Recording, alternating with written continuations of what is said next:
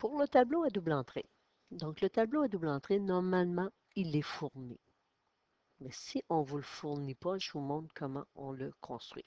Premièrement, ici, mon exemple, chacun des couples suivants indique l'âge d'une personne et le temps en heure durant laquelle elle utilise Internet. On pourrait se faire un nuage de points pour voir est-ce qu'il existe un lien entre l'âge d'une personne puis le temps en heure durant lequel elle utilise Internet. C'est correct. On aurait aussi notre nuage de points pourrait nous dire si on a une corrélation entre les deux variables, si c'est fort, si c'est faible, si c'est positif, si c'est négatif. C'est un excellent moyen, mais il y a d'autres façons aussi de le faire. C'est le tableau à double entrée. Fait que pour le tableau à double entrée, on a partagé en intervalles des classes d'âge. Fait qu'entre 10 et 12, entre 12 et 14, 14 et 16 et continue selon les valeurs qui sont dans notre tableau.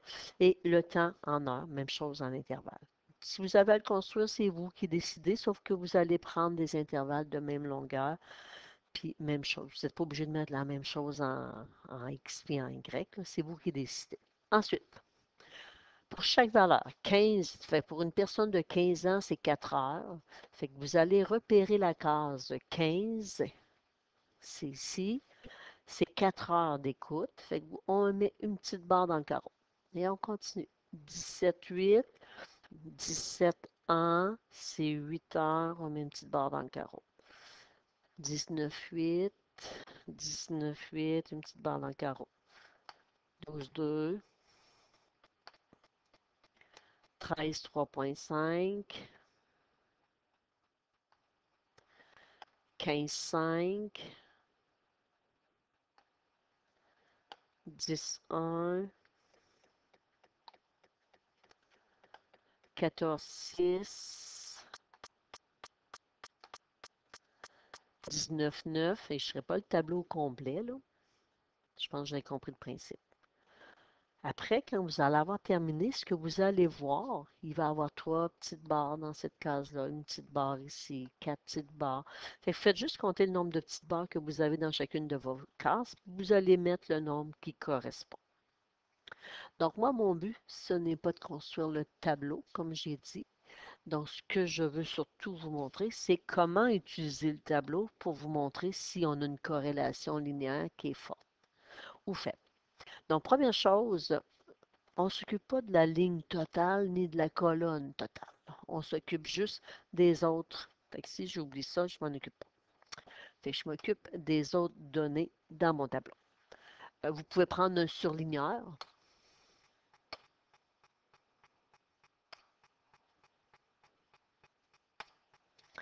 et aller mettre en couleur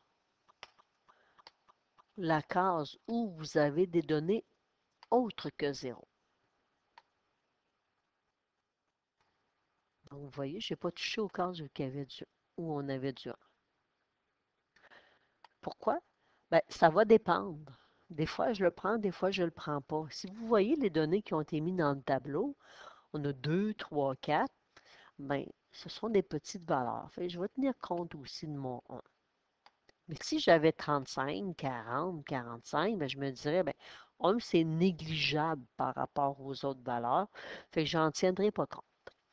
Fait qu'une fois que vous avez placé vos données en couleur, ben regardez, est-ce que ces données-là sont placées selon une des diagonales du tableau à double entrée? La réponse, c'est oui. Fait que si vous voyez que vos données sont placées sur une diagonale, c'est qu'il existe une corrélation linéaire entre les deux variables. Moins il y a de données à l'extérieur de la diagonale, plus la corrélation est forte.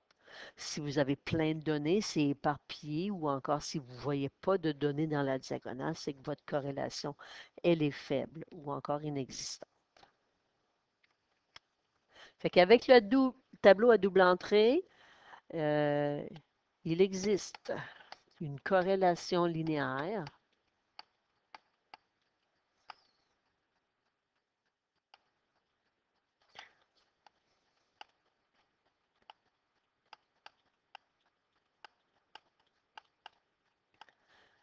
forte.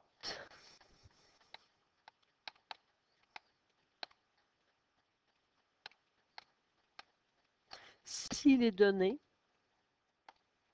sont situées dans l'une ou l'autre des diagonales du tableau.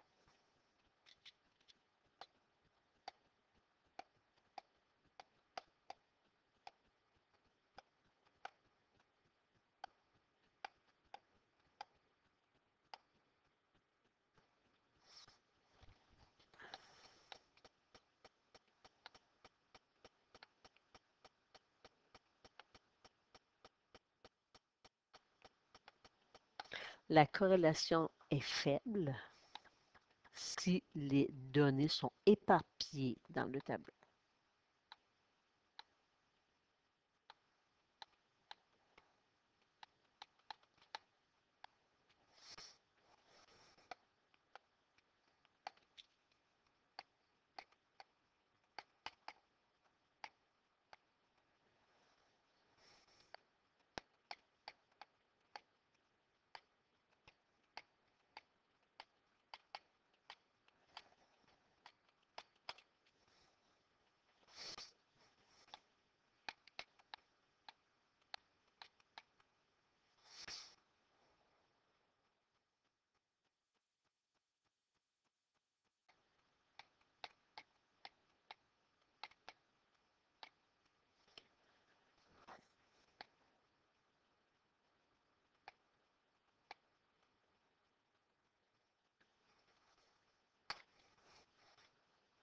Donc, on place de la couleur où on a des valeurs autres que 0 dans nos cases. Si on voit que les données sont placées dans une des diagonales du tableau, on dit que la corrélation est forte. Si les données sont éparpillées dans le tableau, la corrélation est faible. Donc, exemple, ici, on va voir s'il y a une corrélation linéaire entre le nombre de visites et l'âge des personnes. Donc, je vais mettre en couleur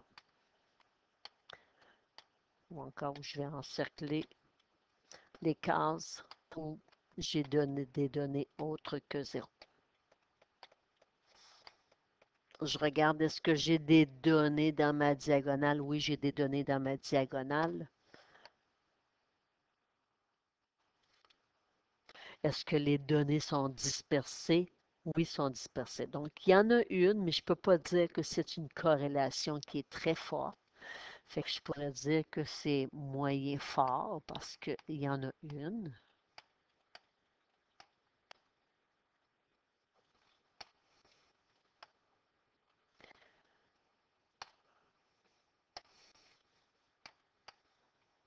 Aux examens, ce qu'on dit, on vous donne des exemples pour que vous soyez capable de répondre faible ou fort. Donc, il n'y a pas d'ambiguïté. Est-ce que c'est positif ou négatif? J'ai commencé ma diagonale à gauche en m'en allant vers la droite. Et quand je regarde mon tableau, quand je pars de la gauche vers la droite, je vois que j'ai des valeurs qui augmentent.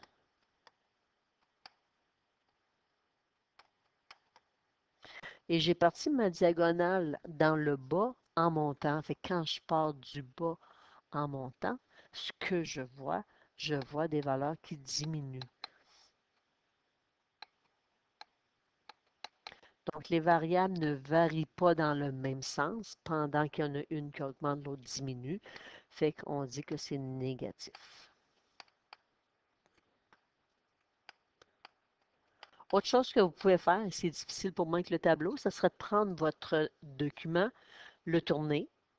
Donc, le tourner de façon à ce que ça devienne votre axe des X et votre, ici, vos lignes, les titres des colonnes, plutôt deviennent votre axe des Y. Donc, on ferait faire une rotation du tableau. Et vous verriez qu'on a ici une droite qui est décroissante. Fait que ça, c'est la façon la plus facile.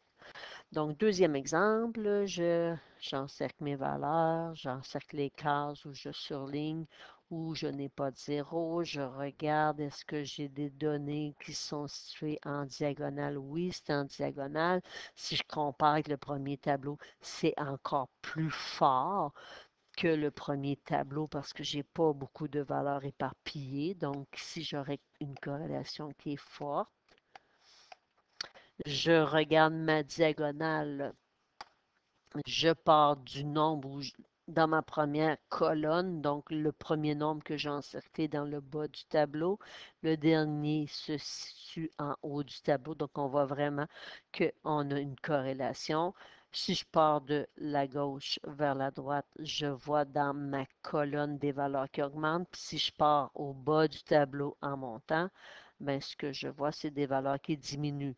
Donc, pendant que le nombre de visites augmente, on voit que l'âge diminue. Donc, c'est une corrélation forte, mais négative.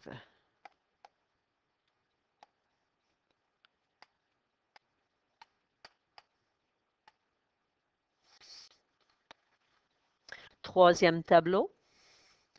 Donc, ici, donc même chose, je vais mettre la couleur où j'ai des valeurs. Il y en a un petit peu partout. J'ai pas vraiment de diagonale. Oui, j'ai ma diagonale. Elle serait ici, là. Mais par rapport à ma diagonale, c'est quand même assez dispersé. Donc, je la considère, dans ce sens-là, on ne pourrait pas dire qu'il y a une diagonale parce qu'on voit des zéros partout, là. Donc, il y a quand même un lien parce que j'ai des données dans ma diagonale, sauf que mes données les plus fortes ne sont pas nécessairement dans ma diagonale. Les 6, là, 4 sont plus à l'extérieur. Fait que moi, je la considère ici moyenne mais faible. Vous allez voir quand c'est vraiment faible, il n'y en a pas le diagonale. C'est vraiment éparpillé partout. Maintenant, même chose. J'ai parti ma diagonale à gauche en allant vers la droite. Donc, j'ai des valeurs qui augmentent en X. Et ici, si j'ai parti du haut vers le bas, j'ai des valeurs qui augmentent. Les deux augmentent, fait que c'est positif.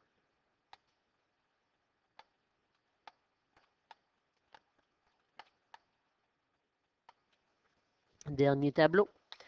Donc, même principe. Je mets de la couleur. Oh, celle-là, c'est vraiment une belle diagonale. Presque pas de données à l'extérieur. C'est la plus forte qu'on vient de rencontrer. On voit que mes données suivent la diagonale qui est ici. Donc, celle-là est forte. C'est la plus forte des quatre.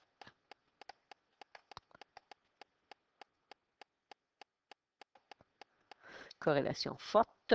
Et je pars de la gauche vers la droite, ça augmente. J'ai parti du haut du tableau, placer ma diagonale en descendant. Ça augmente. Fait que c'est fort et positif. Positive. Faut faire attention avant aussi.